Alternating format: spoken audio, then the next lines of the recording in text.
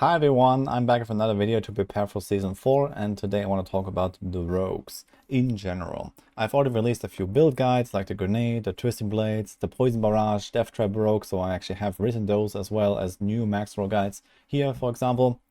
And in general, going into the PTR and looking at the patch notes, a lot of rogue players were very dissatisfied with where rogues were going to end up. Generally, they were expected to be by far the weakest class.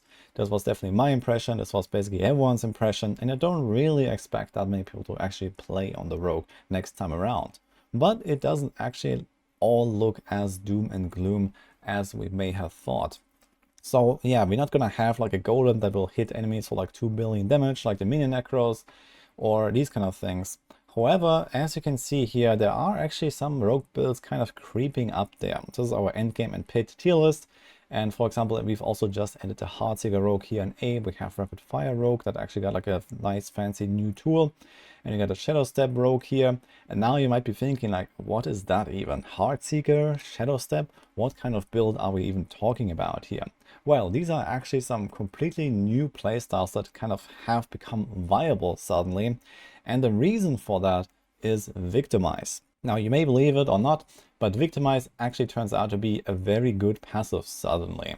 This was kind of tested in like the last days, even hours of the PTR, and this is why the rogues were generally just not looking all that great when we were playing it on the PTR. If you play the traditional setups, they just don't really seem to like pack a punch as much as some of the new stuff we can do now. With tempering recipes, with Victimize, you can actually make some pretty crazy stuff work, and we see this here. So there's, for example, the Shadow Step rogue. This was a setup that Mippy was theory crafting, and he has actually released this guide here now on Maxroll. I've been checking this out and reviewing it and all that, and I will definitely try this build when the season comes. So the thing that is important about Victimize is that this is a lucky hit based area damage proc. It basically works a little bit like the Diablo 3 area damage, where you have a chance to deal a portion of the hit damage to all enemies around it. And usually the problem with Victimize was, number one, it's a lucky hit effect, so it affects all skills unequally. So it's very good when your skill has very high lucky hit, and it's very bad when you have low lucky hit. So it was generally just not useful for anything really, besides maybe a penetrating shot build. But those builds had precision, for example. And on top of this, certain modifiers were also not working properly with Victimize, to the point where it was just not really scaling well. Even though they added this, vulnerable damage stacking to it and these kind of things, it was not really doing what it should. Well, how the tables have turned, now it's actually completely correct, because as we found out, there is a lot of double dipping going on. So this is like a bug in the opposite direction, and suddenly it's actually way stronger than it should be. And you can see this here if we go down. So this has been tested, and there are certain multipliers that actually get counted twice, and you can see this here. So this is Control Glyph, Deadly Ambush, Enhanced Caltrops, Exploit Passive, and Exploit Weakness. And you kind of see a little bit of a pattern here as well. Basically all of those effects are damage effects that apply to an enemy, like extra damage taken. You see this here. So for example, Deadly Ambush, they take more damage while affected, and here they take more damage while affected, and so on. Now, not all of those effects have this double damage or like double dipping effect, but what it comes down to is that if you stack all of these things, and most rogue builds do actually, because Exploit Weakness goes into every single rogue build. Deadly Ambush is definitely in most rogue builds, because as long as you're not playing a poison build, you can use this. You want to have the caltrops these days, it's just so much boss damage, and so on. So most of these things actually do apply under most circumstances in high-end pit builds. And this means that you get roughly like a times 3.1 extra multiplier if all the conditions are met, as you can see here, for the Victimize explosions. Now, don't get me wrong, I absolutely expect this to get fixed in patch 1.4.1 or whenever, the first big balanced patch comes out, like the mid-season patch. At the very latest, I expect this is gone. However, for now, I guess you can kind of reap the spoils here, and it's going to be actually pretty powerful. And now just remains the question, how can we actually make use of this Victimize effect? And well, you have already guessed it, with builds that have extremely high lucky hit chance. Now, one thing that might be quite overlooked about something like Shadow Step here, for example, is that it actually has a baseline 100% lucky hit chance. And the chance of Victimize to proc actually is 50%. So what this means that half of the time you're gonna get a Victimize explosion when you Shadow Step. And in patch 1.4 in season 4, you will have items that give you ridiculous amounts of lucky hit, to the point where you can actually get plus 100% lucky hit on your gear. For example, you can get like a 15, 20%, 25% roll here on the helm or something. You can get another 10% here on the ring. You can get another 25% on the glove. And well, without really that much investment, suddenly have 85%. And then you have 15% from Alchemist's Fortune, giving you the exact 100% bonus to make that 50% from Victimize 100%. And every single Shadow Step will trigger a Victimize explosion. And that Shadow Step will then trigger like this double dipping effect and do like a big explosion all around you. And not only that, because you can also scale up your Victimize damage with the new item stats to infinity, basically, you can get insane pops. And you see this here, for example, in this line. So you have the double dipping effect that is roughly like triple damage, maybe more even, depending on how many ranks of exploit you have. You can stack that, for example, on your amulet. If you have like 3 extra ranks or 4 extra ranks on your amulet, you're going to do like another plus 40% damage or so. So this times 3 multiplier actually becomes more like a times 4 or times 4.5 if you have more ranks to exploit.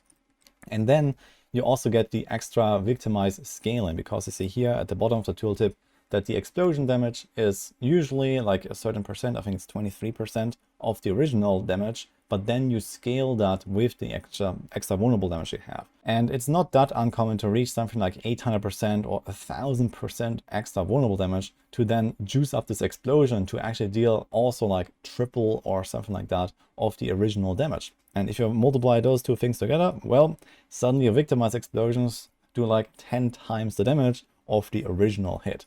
And suddenly we're talking about some pretty high numbers. So if you're looking at the Shadow Step build here, Shadow Step is actually a build that doesn't have that many multipliers usually. However, with the tempering modifiers, you can see here, you can get a lot of Shadow Step damage. There's 260% here, and another 260% there, and another 400% here if you masterwork it a little bit, and so on. And ultimately, this build reaches something like 3000% additive damage or something like that, together with all that vulnerable damage that is stacking up as well, and all of these other damage multipliers that just kind of supercharge your Shadow Step. And you see here that, you know, with extra Shadow Step ranks and a lot of cooldown, suddenly you can kind of just like do a Shadow Step combo that blows up half the screen with like dozens, if not hundreds of millions of damage. So this is kind of the expected outcomes here. And it's kind of the same story here with Heartseeker Rogue. We also expect this to work in a similar way. Heartseeker also has pretty high lucky hit chance, you know, baseline 50%. And with Heartseeker being a very spammable skill, you don't have to try hard so much to get to like that 100% proc rate like the Shadow Step build does. You can get away with less, you can just spam more Heartseekers, but you have the same double dipping of multipliers, you have the same stacking of vulnerable, you can stack a lot of, for example, marksman crit damage and these kind of things. And suddenly it seems like you can actually play a viable generator rogue like that. So this is yet another guide, for example, that Darkside has made just in like the last day or so. I've also reviewed this one and it actually looks really promising. I'm actually quite excited to see this one in action. And the thing is that with all this Victimize stuff kind of being discovered so late, a lot of people ask me also like, where are the videos? Like, why can I not see this? Why has no one done this?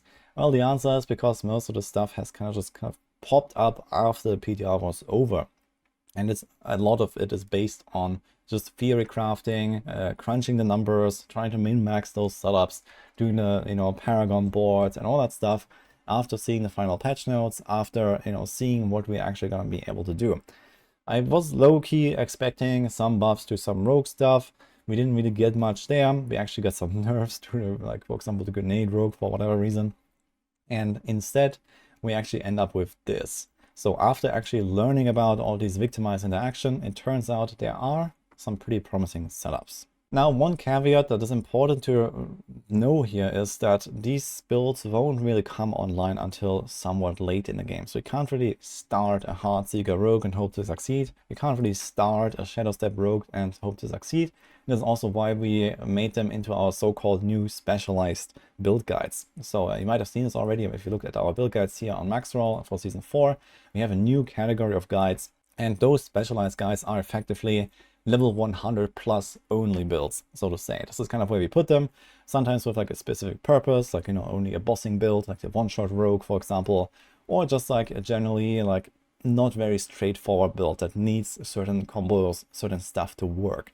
So this is what we got here, and we actually have a bunch of these, a few more are even coming, and the rogue seems like it has quite a few here, as you can see. So all of these other rogue builds are still pretty important in order to even get to level 100, you know, play the game, gear up your character, get those temper recipes, get those legendaries, uniques, etc. And then at some point we'll be able to swap to such a setup. I think leveling a Heartseeker rogue, for example, like from level 1 is not really gonna go all too well. You're not gonna have the vulnerable damage, you're not even gonna have the vulnerable uptime, for example, and so on. But later on, once you have all the pieces together, stuff actually starts working, and I'm quite excited to see how well. So it is still a very much work in progress, I would say, with the rogues and possibly other classes, I guess. Like we have seen, you know, some builds drop down quite a lot, some builds go and rise to the top quite a lot, and there will always be balance adjustments coming in, like at the very minimum every few weeks or so, like when a mid-season patch comes and so on. So you might see some tweaks there, but for now it actually seems like there are some things to work with on the rogue after all. And who knows, maybe we're gonna come up with some other cool new stuff. Maybe there's like some other hidden gems in the skill tree, in the unique items or something like that that they didn't think about just yet. Or maybe you're gonna just discover some other new tags that will actually make Rogue even better. So it doesn't have to be only Victimize, but I think Victimize is kind of like the shining star right now, the glimmer of hope that the rogues have, at least for the late game builds. So personally, I'm also eyeing Rogue as my starter for Season 4 yet again. I just like Rogue the most. You guys know it's my main. And last time I was racing for World First, for example, on a Barb, and that was actually going pretty well as well. But I don't really want to start a Barb again, and I don't really want to do it on something like a Druid, where later on I have to like try to find a Tempest Roar or something like that during a race and these kind of things. So no thank you, I believe. And I'm also not really looking towards like playing a Necro with minions and these kind of things. So I might actually start a Rogue again, most likely actually. And in that case, to give like a little bit of my perspective of how I would approach that is, I would actually just level to 100 or nearly 100 with like a very classic build. So most likely Pen RF again, or like just a pen training shot here. Maybe Barrage will work just fine. You also get a bunch of the free items and aspects there from the season journey. And maybe Twisting Blades as well. Twisting Blades, as always, is like a really formidable speed farming build. So at least when you're not going super high in the pit, for example, that build will excel like just fine. And well, there's also some new stuff to try. The rapid fire stuff is definitely something that is definitely up here. So that is like a pretty classic like combo point precision build, for example. And also with all these new temper recipes with like the ability to play like a full cold rogue or full shadow rogue and these kind of things. I really like that concept with what we got there from the new recipes. So I'm really looking forward to trying these kind of things. But ultimately, I guess, yeah, stuff like Heartseeker, stuff like Shadow Step, that definitely seems exciting. So it's probably not a build that will work for everyone. It seems like very gimmicky. You have to do the right setup, you have to have the right gear, and you have to execute it properly. There is a lot of timing and positioning and these kind of things. I will actually cover the Shadow Step in more detail once we actually get to play it.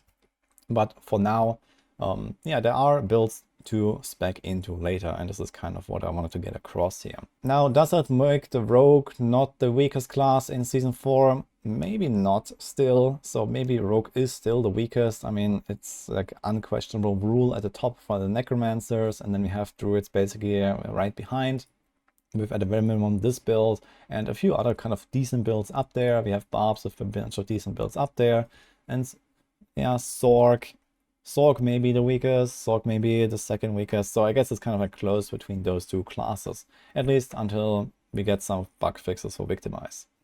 But just being the weakest doesn't really mean that it's necessarily bad. I think that even without, you know, these builds existing at all, Rogue would be in an okay state personally. Like, it's not hard to get through the game. It's not super crazy hard to like even defeat the tormented bosses and go, I don't know, 100 plus in the pit or something like that.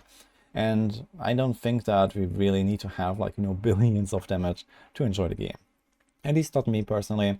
And I think that we're going to be just fine playing rogues in Season 4 after all. So ultimately, I think there's a glimmer of hope here, and I'm very excited to see how this will play out. This is also what I want to share here for this video. So I'm going to link some of the guides down in the description. Go check them out. There are some new builds here popping up and maybe more coming when the season is live. Other than that, I hope that everyone is going to enjoy the season. I'm definitely looking forward to it. So good luck, have fun when it starts, and see you guys next time.